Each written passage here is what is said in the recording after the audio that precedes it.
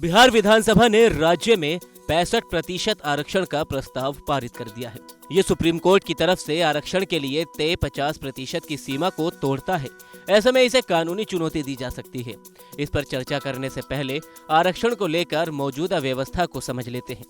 देश की आजादी के बाद संविधान निर्माताओं ने समाज के कमजोर तबके के लिए विशेष व्यवस्था को जरूरी माना था। इसलिए संविधान के अनुच्छेद 15(4) और 16(4) में लिखा गया है कि सरकार सामाजिक और शैक्षणिक रूप से पिछड़े नागरिकों के विकास के लिए विशेष व्यवस्था कर सकती है और यही आरक्षण का आधार बना।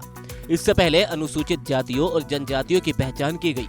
फिर अनुसूचित जातियों को सरकारी नौकरियों में 15% और अनुसूचित जनजातियों को 7.5% आरक्षण दिया गया। इसे उच्च शिक्षा में भी लागू किया गया। इसके साथ ही दूसरी पिछड़ी जातियों को भी आरक्षण का लाभ देने की मांग जोर पकड़ने लगी। देश में जारी बहस के बीच पहली बार 1963 में M.R. बालाजी बनाम मैसूर मामले में सुप्रीम कोर्ट ने आरक्षण के लिए 50% की सीमा तय की।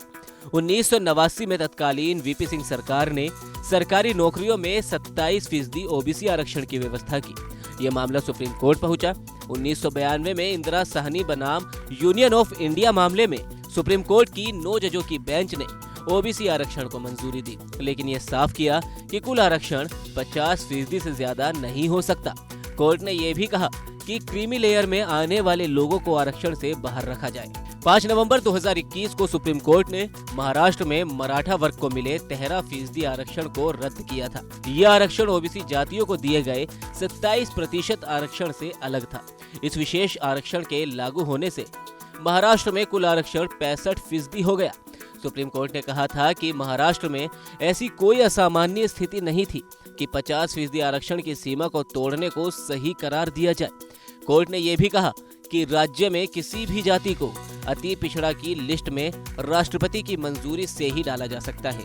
अब बिहार की बात कर लेते हैं। बिहार ने जातीय जनगणना के आंकड़ों के आधार पर पिछड़ा वर्ग यानी कि ओबीसी, अति पिछड़ा वर्ग यानी कि ईबीसी, एससी और एसटी का आरक्षण कोटा बढ़ाया है। इसके चलते आरक्षित वर्ग का कुल आरक्षण 65% हो गया है। इसमें ईडब्ल्यूएस यानी कि सामान्य वर्ग के गरीब तबके को मिले आरक्षण को जोड़ दिया जाए तो कुल आरक्षण 75% हो जाएगा। 10% ईडब्ल्यूएस आरक्षण को सुप्रीम कोर्ट सही ठहरा चुका है।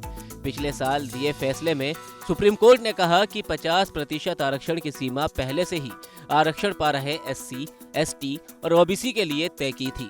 नया 10% आरक्षण सामान्य वर्ग को दिया गया है। ऐसे में इसे सुप्रीम कोर्ट के फैसले के खिलाफ नहीं कहा जा सकता। 50% आरक्षण सीमा को सही ठहराते हुए कई फैसलों में सुप्रीम कोर्ट ने कोटा विद इन कोटा यानी कि आरक्षण के भीतर आरक्षण को सही कहा है। इसका मतलब यह है कि अगर कोई जाति या वर्ग बहुत ज्यादा पिछड़ा है तो आरक्षण सीमा के भीतर उसके लिए अलग से व्यवस्था की जाती है।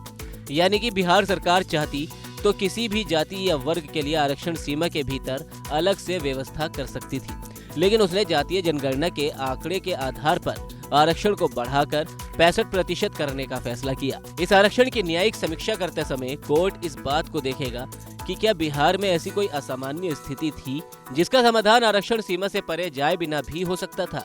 कोर्ट ने आरक्षण से जुड़े तमाम मामलों में आरक्षण देने से पहले प्रामाणिक आंकड़े जुटाने पर जोर दिया है। ऐसे में बिहार सरकार अपनी गणना के आंकड़ों को प्रामाणिक आंकड़े बता सकती है, लेकिन यहाँ समझना जरूरी है कि सिर्फ किसी वर्ग की अधिक जनसंख्या उसे ज्यादा आरक्षण देने का आधार नहीं हो सकती।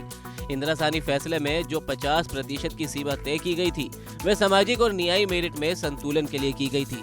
इस तरह मेरिट यानी क्षमता को पूरी तरह से दरकिनार कर सिर्फ संख्या के आधार पर आरक्षण देने को सही नहीं माना था। ऐसे में बिहार सरकार के लिए कोर्ट में अपने आरक्षण को सही ठहराना एक बड़ी चुनौती होगी। अगर कोर्ट को ये प्रथम दृष्टया गलत लगता है तो वह इसे लागू करने से रोक भी लगा सकती है।